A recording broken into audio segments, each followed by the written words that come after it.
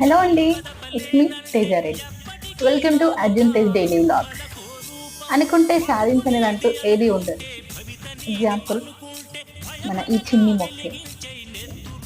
ఇలా మనం సీడ్ వేసినప్పుడు అది చిన్నగా మొలకెత్తుతుంది. మొలకెత్తి అది చిన్న ప్లాంట్గా తయారై అది పెద్ద వృక్షంలా తయారవుతుంది.